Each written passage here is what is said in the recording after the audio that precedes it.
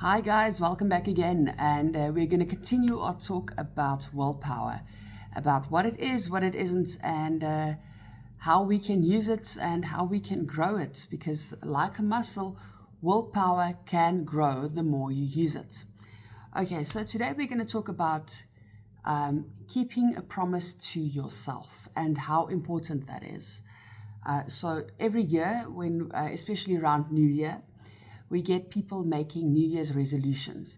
In other words, a resolution is just another way to say, I'm making a promise to myself. I've got the intent. I am going to do this year. I am going to start jogging. I'm going to eat healthy. I'm going to see my friends more. I'm going to call my grandma every week. Those are all resolutions. And unfortunately, for some or other reason that we're going to discuss today, we usually have those resolutions fizzle out around about this time of year. When we get to March, most of the New Year's resolutions don't exist anymore. So what it boils down to is breaking promises to ourselves. The moment we start breaking promises to ourselves, we are undermining our own self-respect because we're not keeping promises. And when we do that, when we break the promises to ourselves, it makes it difficult to believe that we can always keep any promise, even to someone else, which will lead to a lot of self-doubt when we inevitably make the new resolution. So already you're starting your new promise on the back foot, because somewhere in your mind, in your subconscious, you're going to be wondering, I've broken so many promises to myself. Why will I not just fall flat on my face with this one as well? Or you start with a resolution. You want to make a change, want to make a difference, want to improve your life.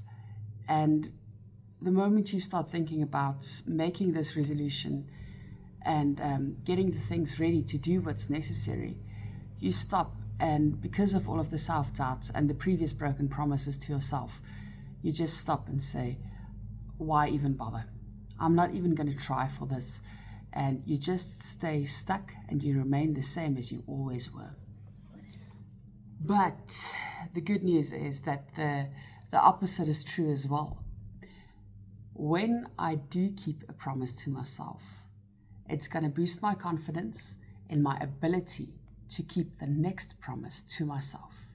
And that is going to boost my confidence even more when I keep the next promise to myself. And by keeping these resolutions, we're building more and more and more confidence, which ultimately results in more and more and more willpower. Because if I was able to go a month without, a frequent one I hear is coffee.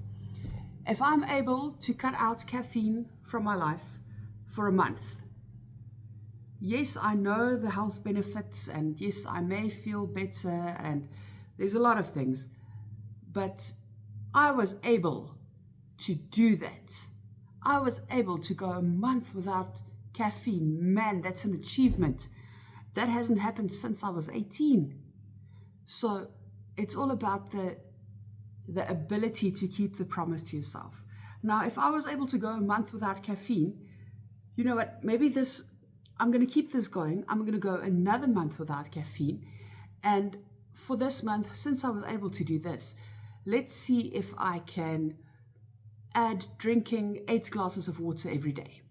So now we're going a month without caffeine, which was a very big ask in the first place, but I was able to do that. Now I'm adding 8 glasses of water every single day, where that, for a lot of people, that is a monumental task to commit to. And I'm up for it now because I was able to complete this one, which means I've got confidence. I think I can do this thing, even though it's difficult. I can get my 8 glasses of water. And, now I've achieved my caffeine. I've taken away my caffeine, which is difficult for most people. I've increased my water intake. You know what? Now I've got a lot of confidence. Let's tackle a big one. I'm going to remove sugar from my diet completely.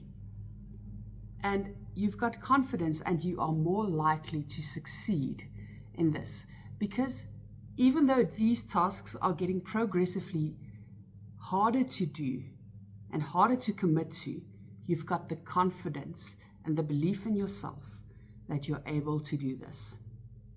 When we're talking about willpower, as Christians, we tend to do the thing where we ask God, Lord, please give me more patience.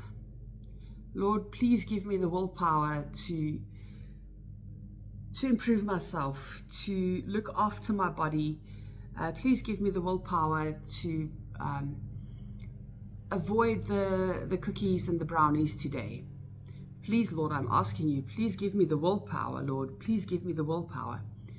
Now, something I've learned over the past couple of years is that when you ask God for patience, He's not going to gift you miraculously, here's your little packet of patience, open it up, consume it, and now, wow, I've got more patience. He's going to give you the opportunity to be more patient. And by His grace, you will be able to be more patient. We're asking Him for more willpower. And He's not going to give you a little packet of willpower and now suddenly you can walk past now suddenly you can bake the brownies and put them on the kitchen counter, walk past them and say, oh no, this doesn't bother me anymore. That would just be plainly stupid. It doesn't work that way. God gives you the opportunity to make better choices. He gives you the opportunity to grow, and by His grace to make better decisions, and by His grace to keep promises to yourself. Because by keeping those promises to yourself, you're going to be able to keep promises to Him. So guys, that's the next part of our willpower talk.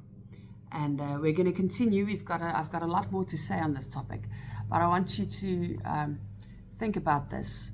How many promises have I kept to myself? How many promises have I broken? Why is it so important to keep promises to everyone else, but I'm willing to break the promises to myself?